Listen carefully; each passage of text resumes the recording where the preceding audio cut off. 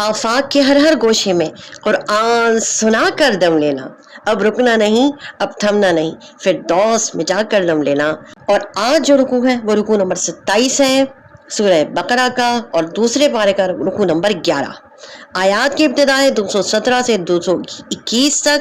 اگر ابھی تک آپ نے ہمارا چینل سبسکرائب نہیں کیا ہے، شیئر نہیں کیا ہے، اور آپ ہم سے کوئی کمنٹس کرنا چاہتے ہیں تو ضرور کیجئے۔ And plan your dream death, اس سے پہلے کہ ہماری موت ہمیں آ جکڑ لے۔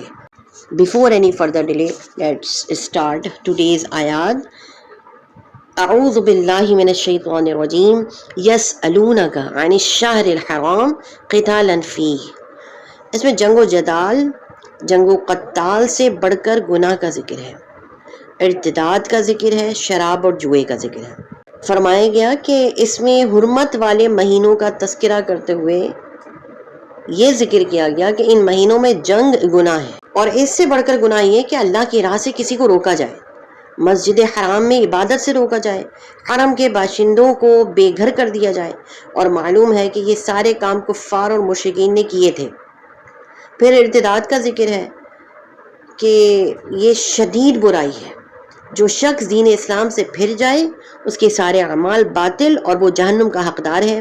اس کے بعد ایمان، ہجرت اور جہاد کو اللہ کی رحمت کے وسیلے بتایا گیا ہے۔ پھر شراب اور جوا کہ یہ بہت بڑی برائیاں ہیں، بتایا کہ ان کے فائدے تو بہت کم لیکن گناہ اور نقصان بہت زیادہ ہے۔ پھر انفاق فی سبیل اللہ کی ترغیب ہے۔ پھر یتیموں کی خبرگیری کی اچھائیاں بیان ہوئی ہیں۔ پھر مشرک مردوں اور عورتوں سے نکاح کی ممانعت فرمائی گئی ہے، اور پھر ذکر کیا گیا کہ صاحب ایمان بہر صورت مشرک سے بدرجہ بہتر ہے۔ اللہ کریم ہم سب کا ایمان سلامت رکھے۔ ربنا آتنا فی الدنیا حسنۃ وفی الآخرہ حسنۃ وقنا عذاب النار۔ ربنا تقبل منا انک انت السمیع العلیم۔